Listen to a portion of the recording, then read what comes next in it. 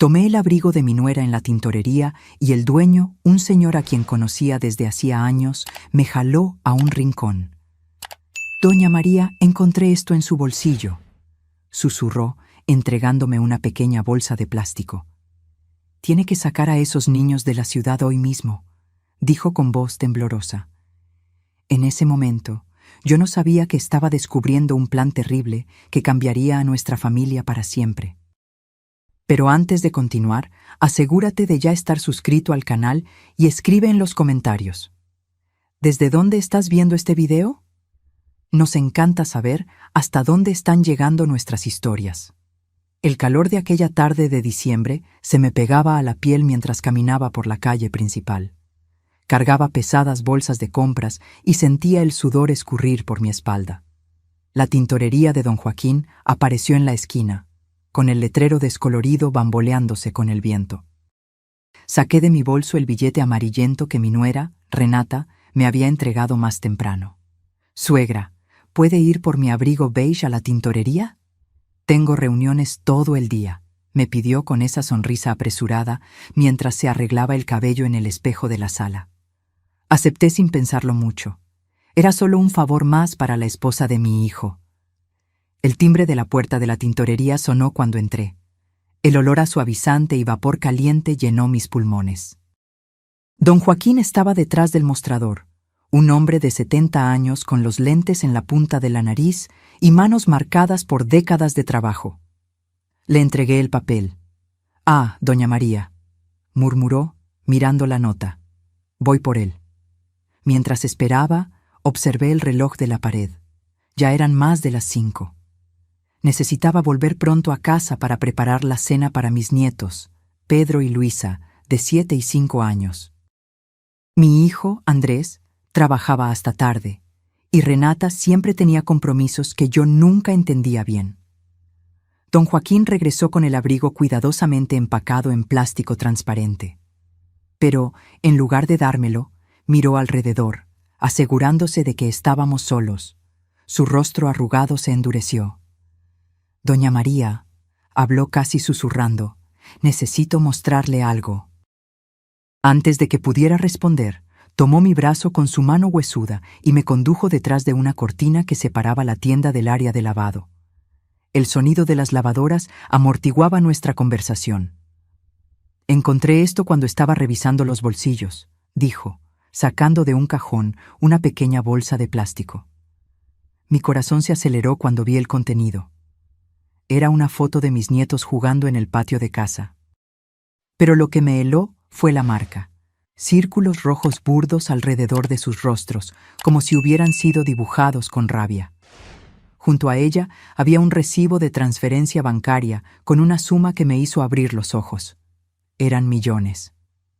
Cuando vi esto, ni lo creí, continuó don Joaquín, con la voz temblando.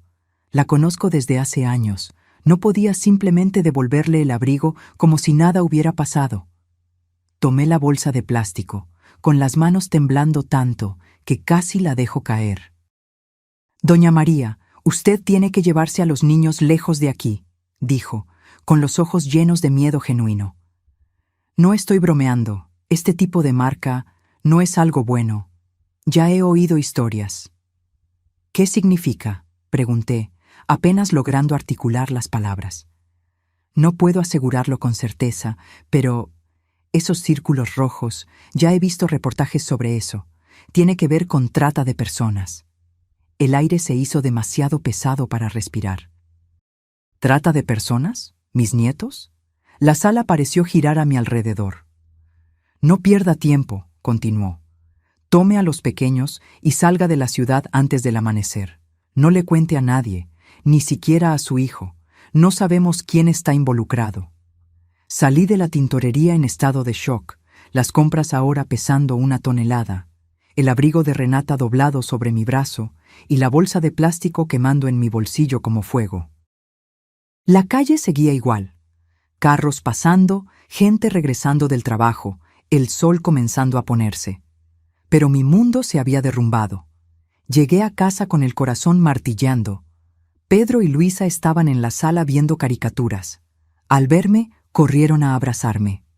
Abuela, ¿trajiste chocolate?, preguntó Luisa, sus ojos grandes e inocentes brillando hacia mí. Miré esos rostros pequeños, los mismos rostros que alguien había marcado con círculos rojos. Forcé una sonrisa. Sí, mi amor. Vamos a guardar las compras y luego pueden comer. Mi celular sonó. Era un mensaje de Renata. Llegaré tarde. Reunión de emergencia. Besos. Miré el mensaje, luego la foto en la bolsa de plástico. La mujer que traté como hija durante 7 años. La mujer que decía amar a mi hijo. La mujer que dio a luz a esos 2 niños inocentes. ¿Cómo podría ser parte de algo tan terrible? Mientras preparaba la cena, mi mente trabajaba frenéticamente. No tenía coche, no tenía mucho dinero ahorrado. ¿A dónde iría con 2 niños en medio de la noche? ¿Quién me creería? Si le contaba a Andrés, él confrontaría a Renata, y si ella estaba involucrada con gente peligrosa... Serví pasta con salsa a los niños, fingiendo normalidad. Pero por dentro, cada nervio de mi cuerpo gritaba por huir. «Abuela, ¿por qué estás temblando?», preguntó Pedro, observando mis manos mientras servía el jugo. «Solo estoy cansada, mi amor». Después de la cena, mientras los niños se bañaban, llamé a mi amiga de la infancia, Concepción, que se había mudado a Tijuana hace unos años. «Necesito tu ayuda», dije, tratando de mantener la voz tranquila. «Es una emergencia. ¿Puedo quedarme en tu casa por unos días? ¿Con mis nietos?». Concepción no hizo muchas preguntas, solo dijo que sí. Las amistades de 50 años tienen ese privilegio, confianza sin cuestionamientos. Entonces llamé a un taxi, pidiendo que me recogiera a las 4 de la mañana. A medianoche, con los niños dormidos, comencé a hacer una pequeña maleta. Algo de ropa, cepillos de dientes, las medicinas para la alergia de Pedro, la muñeca favorita de Luisa. Mi cerebro parecía entumecido, funcionando en automático. Tomé el celular y le tomé una foto al contenido de la bolsa de plástico. Era la única prueba que tenía, en caso de que algo saliera mal. Andrés llamó alrededor de la 1 de la mañana. «Mamá, voy a dormir en la oficina. Tenemos un cliente importante mañana. ¿Cómo están los niños?». Mordí mi labio para no llorar. Mi hijo, siempre trabajando, siempre confiando en que Renata y yo nos encargaríamos de todo. Completamente inconsciente del peligro. «Están bien, hijo, durmiendo. ¿Y Renata ya llegó?». «No, mandó un mensaje diciendo que tardará». Hubo un silencio del otro lado de la línea. «De nuevo», dijo, y pude sentir su frustración. «Esas reuniones de ella están siendo cada vez más frecuentes». Después de colgar, me senté en la orilla de la cama, mirando a los niños dormidos. En la oscuridad, solo podía ver los contornos de sus pequeños cuerpos bajo las cobijas. Tan vulnerables, tan confiados de que los adultos a su alrededor los mantendrían seguros. Faltando 15 minutos para las 4, los desperté suavemente. «Vamos a hacer un viaje sorpresa, mis amores», susurré, ayudándolos a ponerse abrigos sobre los pijamas. «¿Ahora, abuela?», preguntó Pedro, tallándose los ojos. «Es de noche». «Sí, querido, es una aventura especial. Vamos a visitar a tía Concepción en Tijuana». «¿Y mamá?», preguntó Luisa, su voz adormilada. Ella sabe que vamos, nos alcanzará después». Otra mentira. ¿Cuántas más tendría que decir? El taxi llegó puntualmente. Puse a los niños en el asiento trasero, abroché los cinturones, puse la maleta en la cajuela. Cuando estábamos a punto de salir, vi las luces del coche de Renata doblando la esquina. «Vámonos, rápido», le dije al conductor. Mientras el taxi aceleraba por la calle oscura, miré hacia atrás. El coche de Renata se estaba estacionando frente a la casa. Ella saldría, encontraría la casa vacía, y entonces, ¿qué haría? ¿Llamaría a la policía? ¿A Andrés? ¿O a sus cómplices misteriosos? La carretera a Tijuana nunca pareció tan larga. Luisa volvió a dormirse en mi regazo, pero Pedro permaneció despierto, mirando por la ventana las luces de las carreteras y los camiones que pasaban. «Abuela», dijo en voz baja, Estamos huyendo, ¿verdad? Lo miré, sorprendida. Los niños se dan cuenta de más de lo que imaginamos. ¿Por qué dices eso, mi amor? Porque tienes miedo, se te ve en los ojos. Lo abracé más fuerte. Solo vamos a visitar a tía Concepción. Será divertido, ya verás. Pero mientras el taxi cortaba la noche, llevando a los 3 últimos miembros de mi familia en quienes todavía confiaba, yo sabía que realmente estábamos huyendo de una traición tan profunda que apenas podía comprender, huyendo para proteger lo más preciado. Y todo comenzó con un abrigo en la tintorería. Llegamos a la casa de Concepción cuando el sol comenzaba a salir. Ella nos esperaba en el porche, un viejo batón sobre el camisón, con el cabello canoso despeinado. Cuando el taxi partió, me abrazó sin decir nada, solo apretando mis hombros con fuerza. El tipo de abrazo que dice: «Estoy aquí para ti». Su casa era sencilla, pero acogedora. Una casa de 2 pisos antigua con un jardín trasero y una cocina que olía a café y pan casero. Llevó a los niños, aún adormilados, al cuarto de huéspedes, mientras yo me desplomaba en una silla de la cocina, exhausta. «Ahora cuéntame qué pasó», dijo Concepción, poniendo una taza de café fuerte frente a mí. «Tú no huirías en medio de la noche sin una buena razón». Con manos temblorosas, le mostré la foto que había tomado del contenido de la bolsa de plástico. Sus ojos se abrieron de par en par. «Dios mío, María, eso es...» «Sí», la interrumpí. «Lo encontré en el abrigo de Renata. El dueño de la tintorería me lo mostró. Dijo que tengo que proteger a los niños». Concepción se sentó pesadamente frente a mí. «¿Crees que Renata está involucrada? Tal vez alguien lo puso en su abrigo sin que ella supiera». Negué con la cabeza. «Hay una transferencia de millones. Y ella ha estado extraña, saliendo mucho, recibiendo llamadas misteriosas, siempre con excusas de reuniones». Mi celular vibró. Era una llamada de Andrés. Miré a Concepción en pánico. «Contesta», dijo ella. «Actúa normal. No digas dónde estás». Respiré hondo y contesté: «Mamá». La voz de Andrés estaba cargada de desesperación. «¿Dónde están? Llegué a casa y no hay nadie. Renata dice que desapareciste con los niños». «Andrés, cálmate», dije, tratando de mantener la voz firme. «Los niños están bien, estamos a salvo». «¿A salvo? ¿De qué estás hablando? Renata está desesperada, ya llamó a la policía». Mi corazón se hundió. La policía. Claro que ella involucraría a las autoridades rápidamente. Una abuela secuestró a sus nietos. La historia perfecta para pintarme como villana. «Andrés, por favor, escúchame. Descubrí algo terrible. No puedo explicarlo por teléfono. Ustedes están siendo monitoreados». «Mamá, me estás asustando. ¿Qué historia es esa? Renata cree que tuviste algún episodio». La insinuación era clara. Mi nuera estaba sugiriendo que había tenido un colapso mental. La rabia subió por mi pecho. «Hijo, estoy perfectamente lúcida. Necesito que vengas solo a encontrarme, sin que Renata lo sepa. Es sobre los niños, es serio». Hubo un largo silencio. «¿Dónde estás?», finalmente preguntó, la voz más baja. «No puedo decirlo por teléfono. Te voy a mandar un mensaje con la dirección de un lugar público para encontrarnos. Ven solo, Andrés. La vida de tus hijos depende de eso». Colgué, temblando. Concepción apretó mi mano. «¿De verdad crees que los teléfonos están intervenidos?» «No sé, pero no puedo arriesgarme. Si Renata está involucrada con gente peligrosa...» Pedro apareció en la puerta de la cocina, tallándose los ojos. «Abuela, tengo hambre». Forcé una sonrisa. «Vamos a hacer un desayuno muy rico, cariño».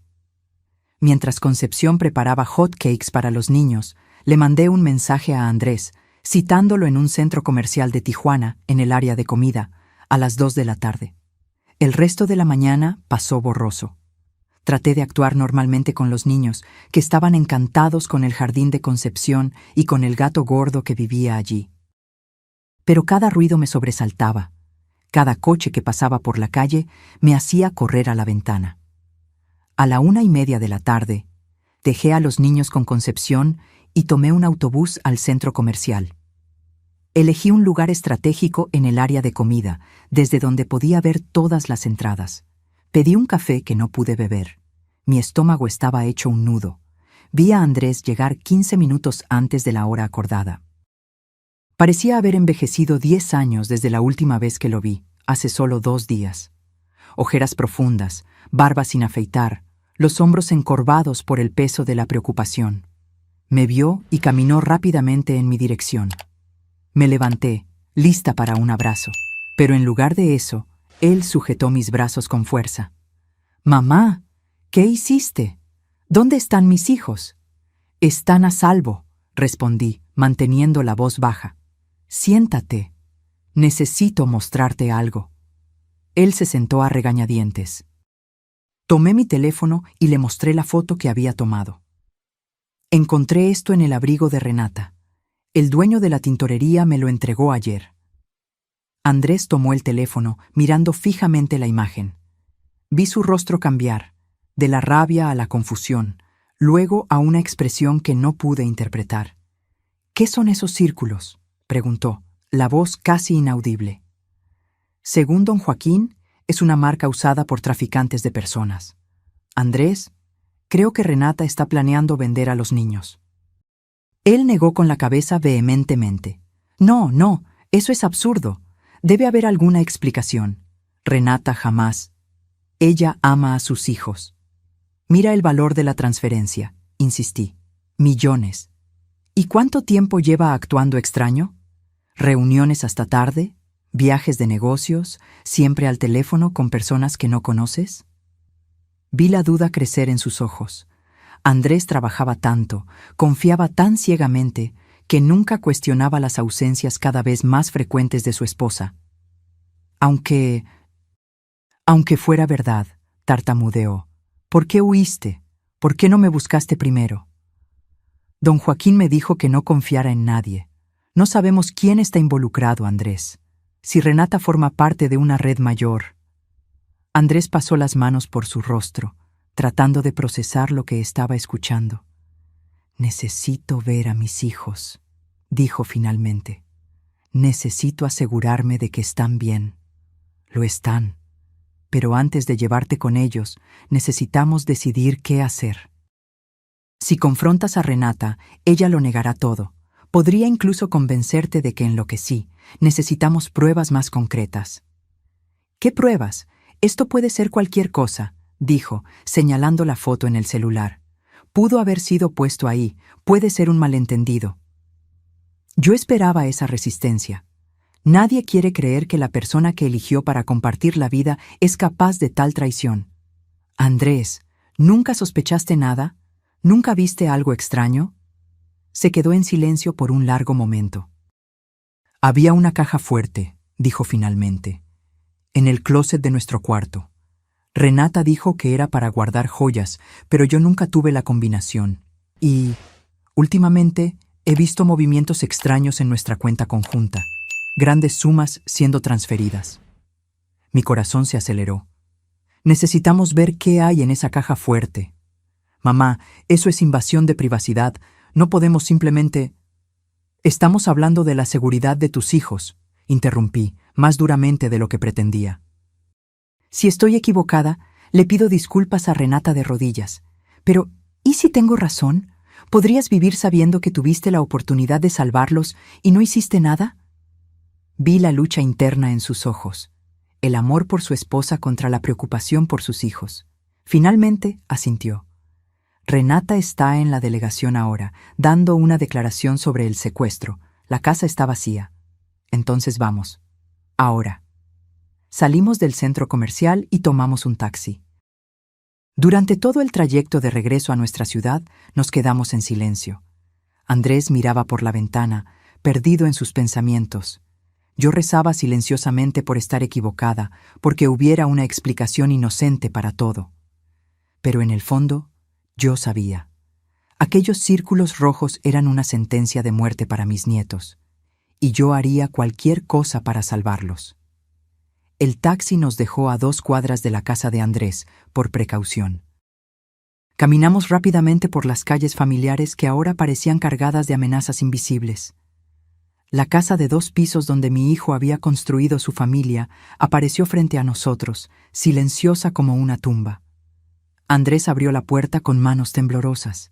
El interior estaba exactamente como yo lo había dejado la noche anterior. Los juguetes de Pedro esparcidos por la alfombra, los libros de colorear de Luisa sobre la mesa de centro. Había una extraña quietud, como si la casa supiera que estábamos a punto de exponer sus secretos. «La caja fuerte está en nuestro closet», dijo Andrés, subiendo las escaleras. Lo seguí hasta el cuarto principal. La cama king size estaba desordenada, probablemente por la desesperación de Renata al descubrir nuestra desaparición. El closet era espacioso, con la ropa cara de Renata colgada en orden meticuloso de un lado y los trajes sencillos de Andrés del otro. En el fondo, escondida detrás de una fila de zapatos, estaba una caja fuerte de pared. «¿Nunca intentaste abrirla?», pregunté. Andrés negó con la cabeza. Renata siempre fue muy reservada sobre algunas cosas. Yo lo respetaba. Miré la caja fuerte, el candado digital que parpadeaba, esperando la combinación. ¿Tenemos alguna idea del código? Andrés suspiró, pensativo. Ella usa la misma contraseña para casi todo. La fecha de nuestra boda. Digitó 6 números. La caja fuerte no abrió. ¿Tal vez la fecha de nacimiento de los niños? Más intentos, sin éxito. Miré alrededor, buscando alguna pista. Sobre el tocador de Renata había un portarretratos con una foto de ella con un hombre que no era Andrés. Sonreían, demasiado cercanos para ser solo amigos. «¿Quién es este?», pregunté, mostrando la foto. Andrés frunció el ceño. «Ricardo, un colega de trabajo de ella. ¿Por qué?». Tomé el portarretratos y lo volteé. Había una fecha escrita a mano en el reverso. 12/08/18. «Intenta esta fecha», sugerí, entregándole la foto a Andrés. Sus ojos se abrieron al ver la anotación. Con dedos vacilantes, digitó 120818. Un clic metálico. La caja fuerte se abrió. Dentro había varias pilas de dinero en diferentes divisas, pasaportes. No solo para Renata, sino también para Pedro y Luisa, con nombres falsos. Un sobre contenía 3 boletos de avión para el extranjero, solo para Renata y los niños. El nombre de Andrés no estaba por ningún lado. Pero lo que me hizo congelar fue una carpeta. Andrés la abrió y allí estaban más fotos de Pedro y Luisa. En todas había aquellos círculos rojos alrededor de sus rostros, y junto a ellas un documento que parecía un contrato, con valores exorbitantes y términos que me revolvían el estómago. «Dios mío», Andrés susurró, cayendo de rodillas. Ella iba a venderlos. Toqué su hombro, sin palabras para consolarlo. ¿Cómo consolar a un hijo que acababa de descubrir que la madre de sus hijos planeaba venderlos? De repente, oímos el ruido de un coche estacionándose frente a la casa. Corrimos a la ventana. Era Renata, saliendo de un coche que no reconocimos. A su lado, un hombre alto de traje oscuro. «Es él», dijo Andrés con la voz estrangulada. «Ricardo». Rápidamente, Andrés fotografió el contenido de la caja fuerte con su celular. Tomamos algunos de los documentos más incriminatorios y cerramos la caja fuerte, dejando todo como estaba. «Salgamos por la parte de atrás», susurré. Bajamos las escaleras silenciosamente. Por la ventana de la cocina, vi a Renata y Ricardo entrando por la puerta principal. Estaban discutiendo, las voces tensas. «Tenemos que encontrarlos», decía Renata. «La transferencia ya fue hecha. Si no entregamos a los niños en 2 días, estamos muertos». «Cálmate», respondió Ricardo. «Los encontraremos». «Tu suegra no puede haber ido lejos con 2 niños». Andrés apretó mi brazo con tanta fuerza que casi grité de dolor. Su rostro estaba pálido, los labios temblando. Por primera vez en la vida vi a mi hijo completamente roto. Salimos silenciosamente por la puerta trasera, escondidos por la cerca viva. Caminamos rápidamente hasta llegar a una avenida concurrida donde tomamos un taxi de vuelta a Tijuana. En el camino, Andrés permaneció en silencio, mirando las fotos en su celular como si todavía no pudiera creerlo. Finalmente, habló. Necesitamos ir a la policía. No podemos simplemente entrar en cualquier delegación, argumenté. Si Renata forma parte de una red mayor, no sabemos quién puede estar involucrado.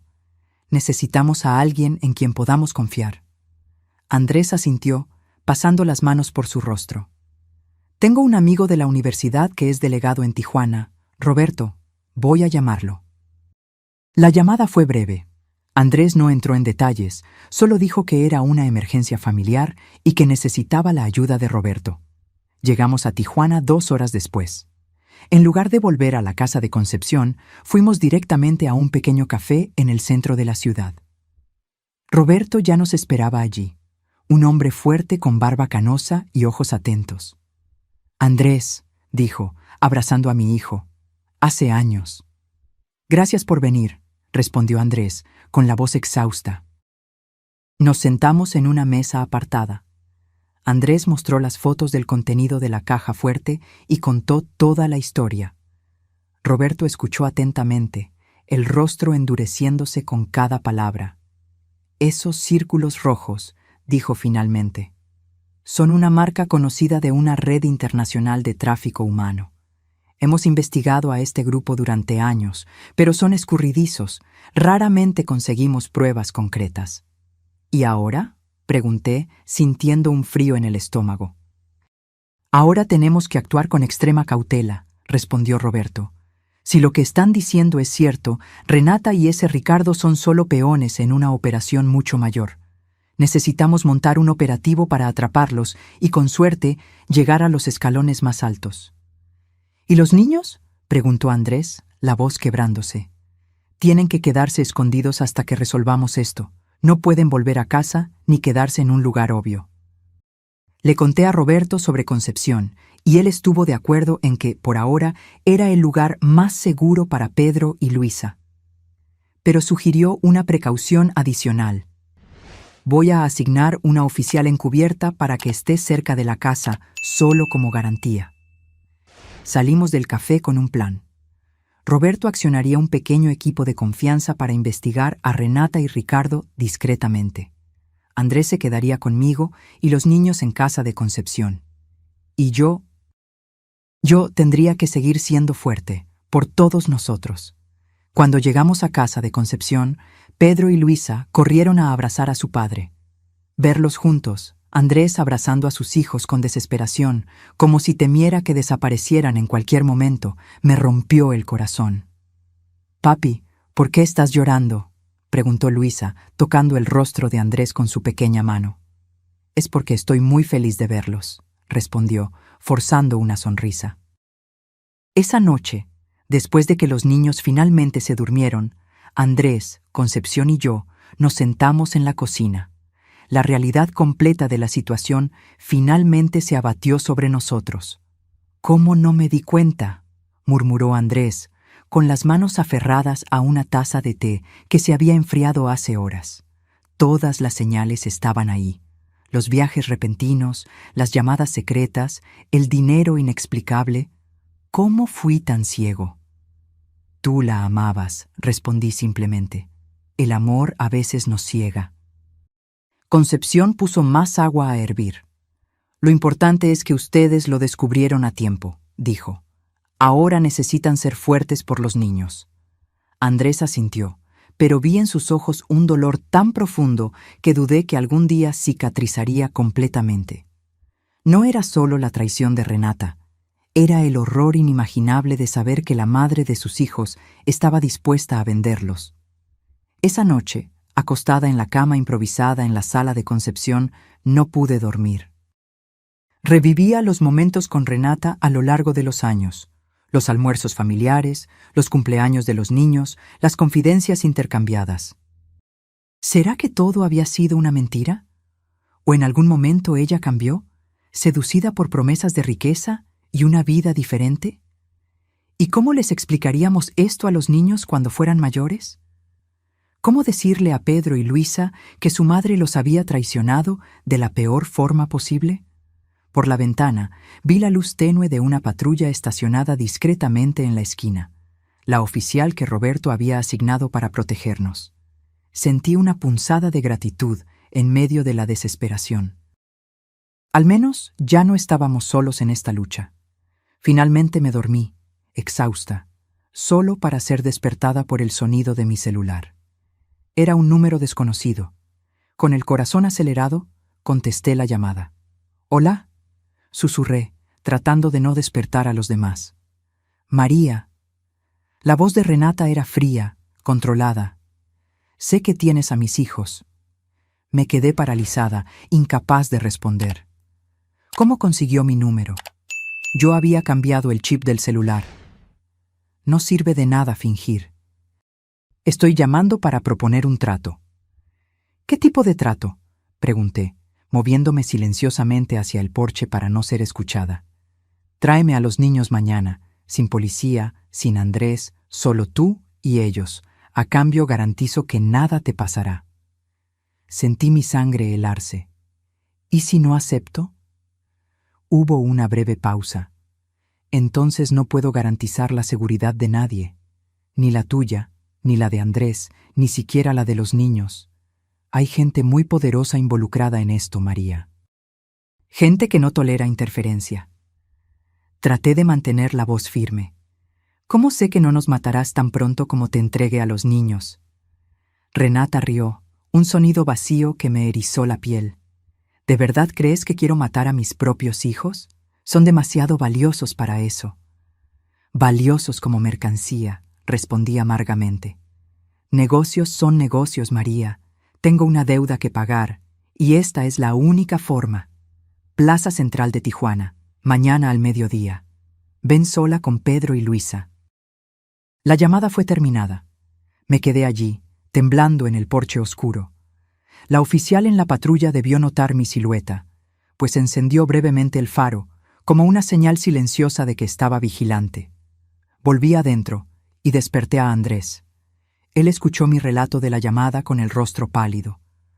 «Voy a llamar a Roberto inmediatamente», dijo. Roberto apareció en casa de Concepción menos de una hora después, acompañado de otros 2 policías encubiertos. Nos sentamos todos en la cocina mientras los niños dormían, inconscientes del peligro que se cernía sobre nosotros. «Esto puede ser bueno», dijo Roberto pensativo. «Podemos usar este encuentro para atraparlos». «Es demasiado arriesgado», protesté. «¿Y si algo sale mal? ¿Y si los niños se lastiman?» «No llevaremos a los niños de verdad», explicó Roberto. «Haremos una trampa. Usted irá al lugar acordado, pero con agentes disfrazados, en lugar de los niños. Tendremos equipos posicionados por toda la plaza». Andrés pasó las manos por su cabello, nervioso. ¿Y si se dan cuenta? Por eso necesitamos ser extremadamente cuidadosos en la planificación, dijo Roberto. Necesitamos hacerlo parecer lo suficientemente convincente para que se acerquen, pero garantizar su seguridad. Discutimos los detalles hasta el amanecer. El plan era arriesgado, pero era nuestra mejor oportunidad de capturar a Renata y sus cómplices. Yo sería el cebo, fingiendo haber traído a los niños según lo exigido. Cuando el sol finalmente salió, yo estaba exhausta, pero determinada. Mientras Roberto y sus colegas salían para organizar la operación, fui a ver a Pedro y Luisa, que comenzaban a despertar. «Buenos días, abuela», murmuró Pedro adormilado. «¿Vamos a volver a casa hoy?» Me senté en la orilla de la cama y acaricié su cabello. «Todavía no, cariño. Nos quedaremos unos días más con tía Concepción». «Pero quiero mis otros juguetes», se quejó Luisa, abrazando a su muñeca. «Pronto, mi amor, pronto». Andrés entró al cuarto, forzando una sonrisa para sus hijos. Sus ojos se encontraron con los míos por encima de las cabezas de los niños. Una mirada de determinación mezclada con terror. El día pasó lentamente. Concepción mantuvo a los niños entretenidos con juegos e historias, mientras Andrés y yo recibíamos instrucciones finales de Roberto por teléfono. A las 11 de la mañana llegó el momento de prepararme.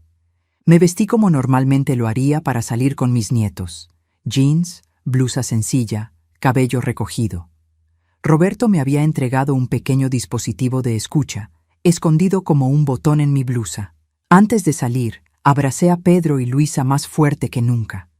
La abuela va a resolver unas cosas y vuelve pronto, prometí, tragándome las lágrimas. Pórtense bien con papá y tía Concepción. En el coche policial disfrazado, rumbo a la plaza central, sentí el peso de todo lo que estaba en juego. 2 niños policías disfrazados de Pedro y Luisa estaban a mi lado, vestidos exactamente como mis nietos estarían. ¿Se encuentra bien, señora?, preguntó la oficial al volante. Sí, respondí, aunque mi corazón latía tan fuerte que pensé que podría romper mi pecho. La plaza central estaba relativamente tranquila para un día de semana. Algunas madres con niños jugando en los columpios, ancianos sentados en los bancos, gente apurada cruzando hacia el trabajo. Policías encubiertos estaban posicionados estratégicamente, un vendedor de palomitas, una mujer paseando a un perro, un hombre leyendo el periódico. Me senté en un banco en el centro de la plaza, los 2 niños a mi lado. Faltaban 5 minutos para el mediodía. Todo está bien, susurré para mí misma. Va a salir bien. Exactamente al mediodía, vi a Renata entrando a la plaza. Estaba elegante como siempre, cabello perfectamente arreglado, lentes oscuros cubriendo sus ojos. A su lado, caminaba Ricardo, mirando constantemente a su alrededor. Mi corazón se disparó cuando se acercaron. Renata se detuvo a pocos metros de distancia, analizando a los niños a mi lado. Por un terrible momento, pensé que se daría cuenta de que no eran Pedro y Luisa de verdad. María, dijo, su voz falsamente dulce. Qué bueno que decidiste ser razonable. Se acabó, Renata, respondí, manteniendo la voz firme a pesar del miedo. Sé todo. Ella sonrió, esa sonrisa que antes me parecía encantadora y ahora parecía la máscara de un monstruo. ¿Qué crees que sabes? Sé sobre el tráfico, sobre el plan para vender a Pedro y Luisa. Encontramos la caja fuerte. Vi un destello de pánico en sus ojos antes de que pudiera esconderlo. Imaginación tuya, María. Siempre tuviste una mente demasiado fértil. Ahora, niños, vengan con mamá. Los niños vacilaron, conforme a las instrucciones. Ricardo dio un paso adelante, irritado. Basta de charla. Tómalos, tenemos que irnos. El comprador está esperando. En ese momento, todo sucedió rápidamente. Roberto y sus agentes surgieron de todos lados. ¡Policía Federal! ¡Alto! Ricardo intentó correr, pero fue derribado por 2 oficiales. Renata se quedó paralizada, los ojos abiertos de shock cuando las esposas fueron puestas en sus muñecas. Me traicionaste, me siseó mientras era llevada. Ellos no van a dejar esto así. Tú no sabes con quién te estás metiendo. Sus palabras enviaron un escalofrío por mi espalda. Incluso con Renata y Ricardo presos, la amenaza no había terminado. Había otros involucrados, personas más poderosas y más peligrosas. Roberto se acercó a mí mientras los otros oficiales subían a Renata y Ricardo a patrullas. Usted fue muy valiente, dijo apretando mi hombro. Lo logramos. Ahora podemos seguir su rastro hasta los jefes de la operación. ¿Y mi familia?, pregunté, todavía temblando. ¿Estamos seguros? Los mantendremos bajo protección hasta que estemos seguros de que todos los involucrados han sido capturados, garantizó. Pero ustedes no pueden volver a casa todavía. Voy a conseguir un lugar seguro. En la delegación me reuní con Andrés. Me abrazó con fuerza, lágrimas corriendo por su rostro. Se acabó, mamá, dijo. Salvaste a mis hijos. Pero mientras esperábamos para dar nuestras declaraciones, viendo a Renata y Ricardo siendo interrogados en salas separadas, yo sabía que no había terminado. Era solo el comienzo de una larga lucha por la justicia y, más importante, por la seguridad y el futuro de Pedro y Luisa. Pasaron 3 meses desde aquel día en la plaza. Estamos viviendo temporalmente en una casa de seguridad proporcionada por el Programa de Protección a Testigos, en una pequeña ciudad del interior de Jalisco, Sustitución para Santa Catarina. Pedro y Luisa fueron inscritos en una escuela local bajo nombres diferentes, y Andrés consiguió un trabajo remoto para sostener a la familia. Las investigaciones continúan. A través de Renata y Ricardo, la policía logró desentrañar una parte significativa de la red de tráfico que operaba no solo en México, sino en varios países de Latinoamérica. Varios sospechosos fueron arrestados, incluyendo un empresario influyente que financiaba la operación. Renata se niega a cooperar plenamente. Las 2 veces en que fui llamada para confrontarla, me miró con un odio tan intenso que sentí como si pudiera quemar mi piel. Ella alega haber sido forzada a participar en el esquema a causa de deudas, pero las evidencias muestran años de participación consciente. Ricardo, por otro lado, se quebró bajo la presión y está delatando a todos los involucrados a cambio de reducción de pena. Fue a través de él que descubrimos la verdadera extensión del horror. Decenas de niños ya habían sido traficados por el grupo, vendidos para adopciones ilegales o destinos aún más sombríos. Andrés está destrozado. En los primeros días después de las detenciones, apenas podía levantarse de la cama. ¿Cómo seguir viviendo cuando la persona que amabas, la madre de tus hijos, resultó ser un monstruo? Poco a poco, sin embargo, está encontrando fuerzas para seguir adelante, principalmente por Pedro y Luisa. Los niños aún no saben toda la verdad. ¿Cómo explicarle a niños tan pequeños que su madre planeaba venderlos? Por ahora, solo les dijimos que Renata hizo algo malo y tuvo que irse. Preguntan por ella ocasionalmente, especialmente Luisa, que aún llora por las noches llamando a su mamá. ¿Cuándo va a volver mamá?, me preguntó ayer mientras la acostaba. No sé, mi amor, respondí sinceramente, acariciando su cabello. Pero la abuela y papá están aquí y te amamos más que a nada en el mundo.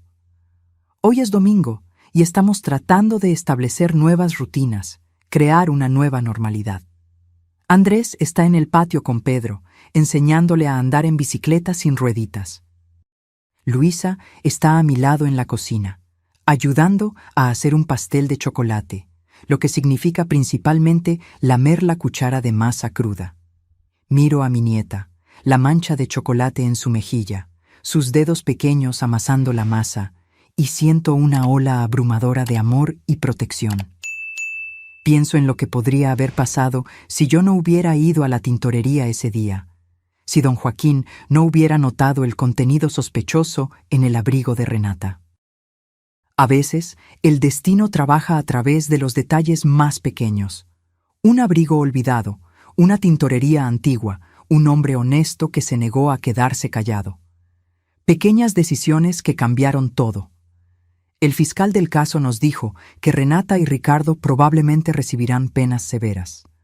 Las evidencias son abrumadoras, y el caso ganó notoriedad nacional, aumentando la presión por justicia. Pero también nos alertó que el juicio será difícil, especialmente para Andrés, que tendrá que enfrentar públicamente la traición de su esposa. Roberto, el delegado amigo de Andrés, continúa visitándonos regularmente, tanto profesionalmente como para darnos apoyo. Fue él quien me dijo algo que no puedo olvidar. Doña María, usted hizo lo que muchos no habrían tenido el valor de hacer: enfrentar una verdad horrible cuando habría sido más fácil ignorarla. No me siento valiente. Solo hice lo que cualquier abuela haría para proteger a sus nietos. Pero aprendí que a veces el coraje no es un gran gesto heroico, sino una serie de pequeños pasos difíciles tomados cuando todo lo que quieres es huir. Hoy por la noche, cuando Andrés y yo nos sentamos en el porche después de que los niños se durmieron, mirando las estrellas que parecen tan brillantes en esta pequeña ciudad, él tomó mi mano. Gracias, mamá, dijo simplemente, por haber salvado a mis hijos cuando yo estaba demasiado ciego para ver el peligro. Apreté su mano. Somos una familia. Nos protegemos unos a otros. No sabemos lo que el futuro nos depara. No sabemos cuánto tiempo tendremos que vivir en este limbo, lejos de nuestra casa, de nuestros amigos, de nuestra vida anterior. No sabemos cómo reaccionarán los niños cuando sean lo suficientemente mayores para entender toda la verdad. Pero sé que, no importa cuán oscura sea la noche, el sol siempre vuelve a salir.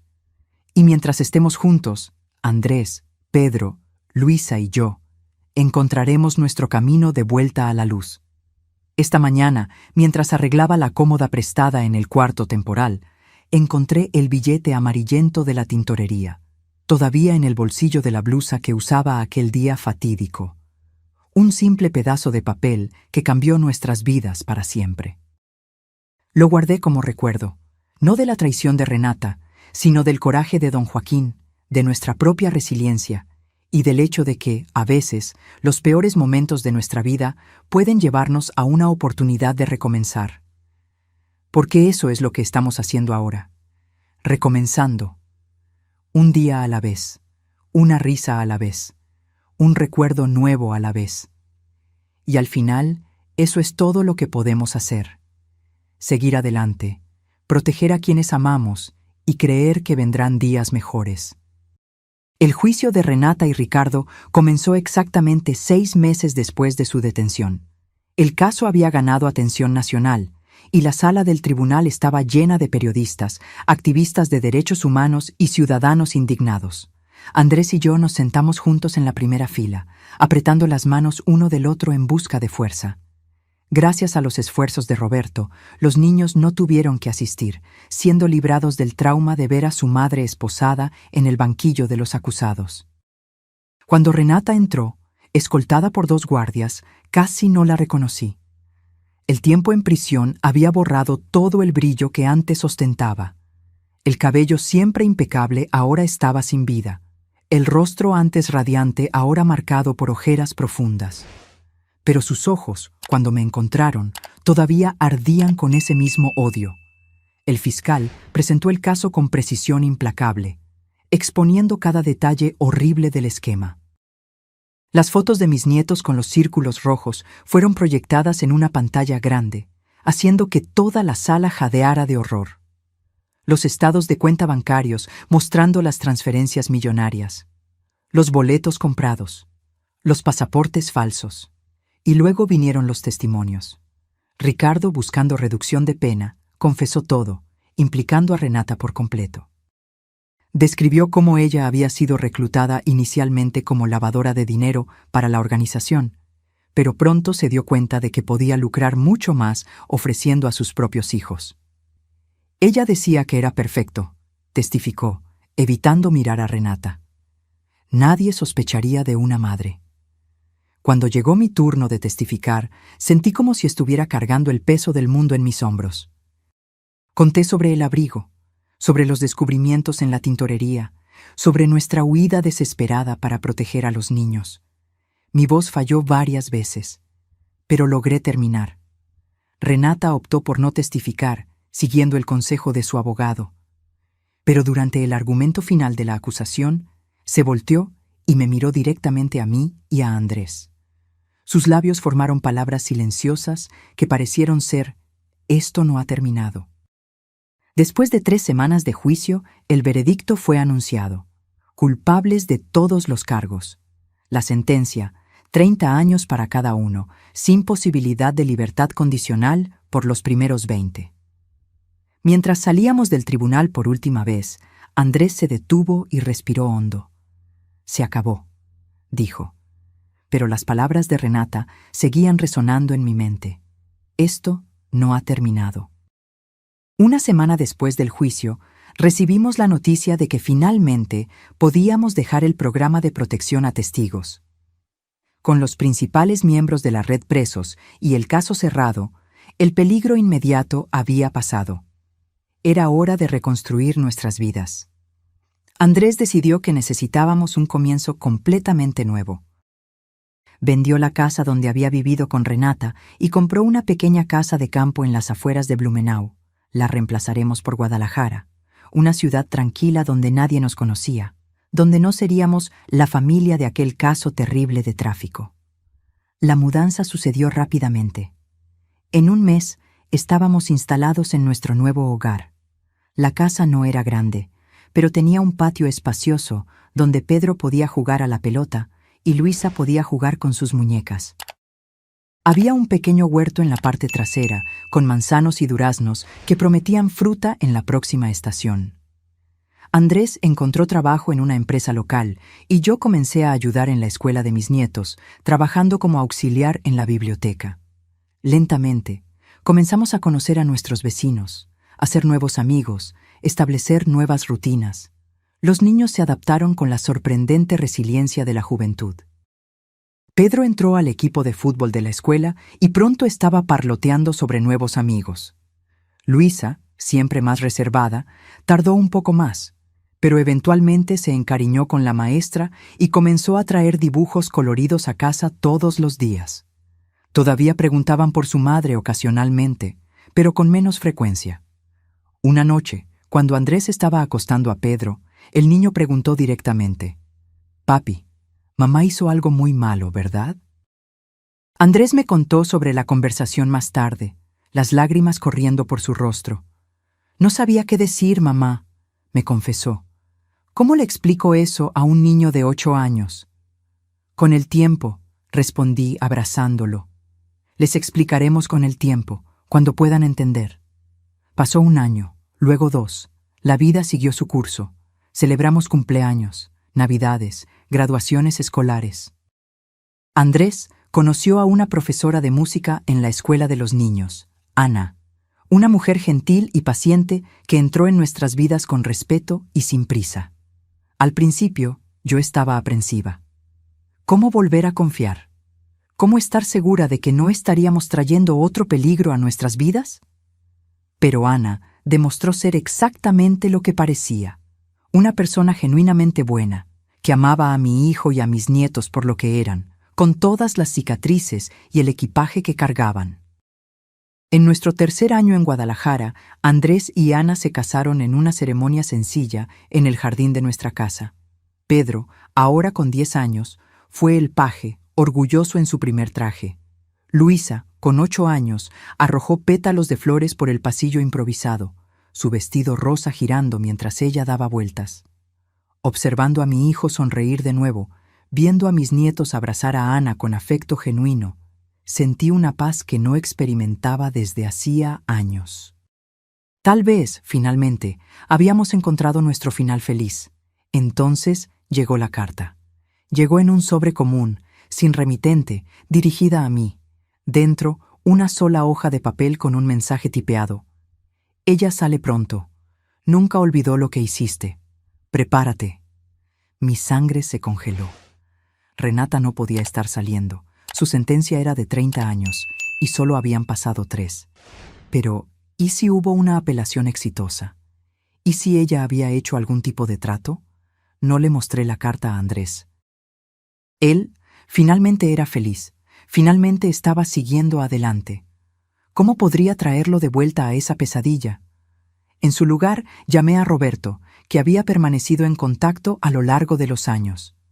«No es posible», me garantizó después de escuchar sobre la carta.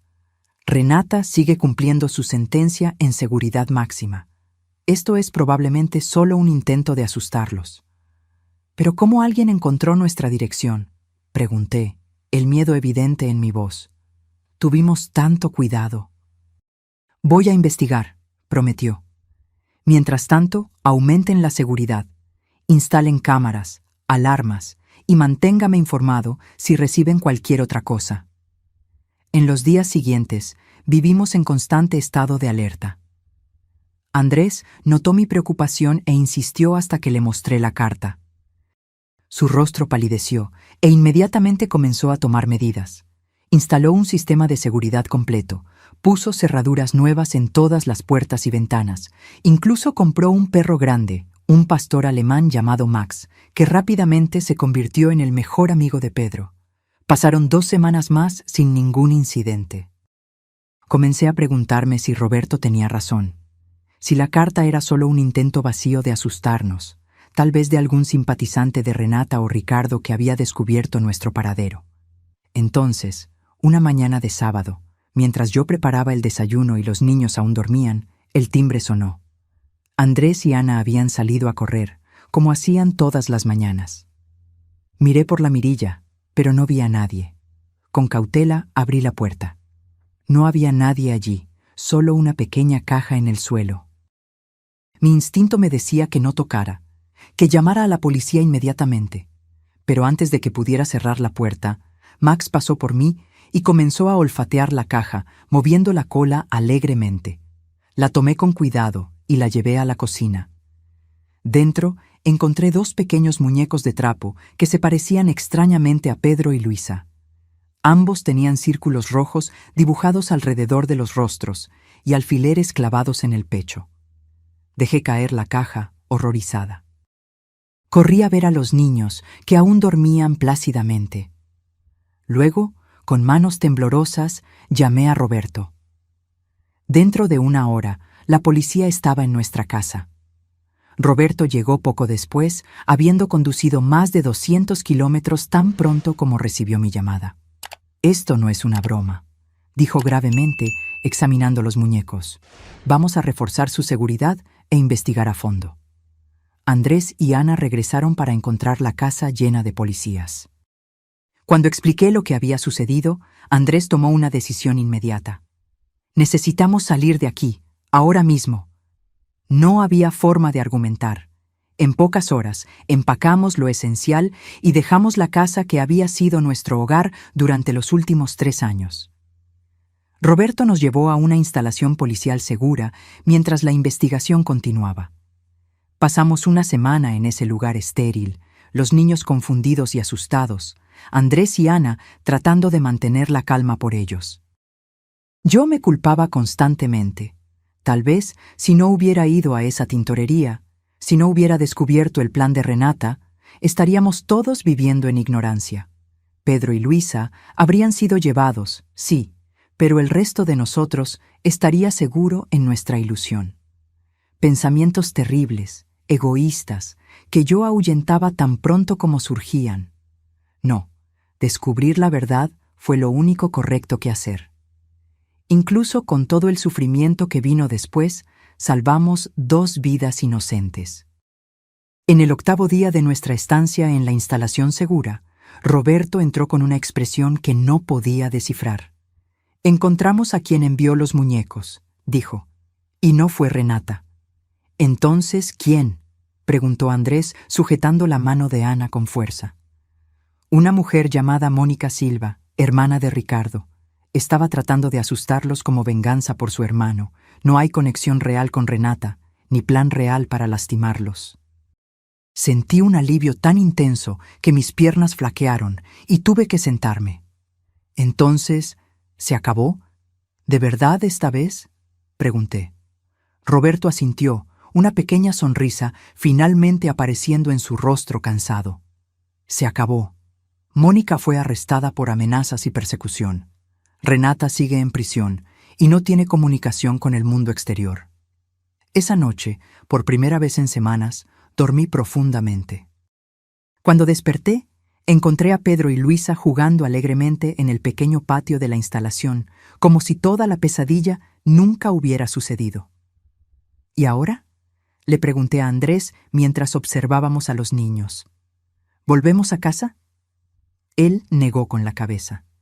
«Creo que necesitamos un nuevo comienzo, otra vez». Ana, que había permanecido firme a nuestro lado durante toda la crisis, sugirió algo inesperado. «Mi familia tiene una casa en la costa de Jalisco. Está vacía desde hace años.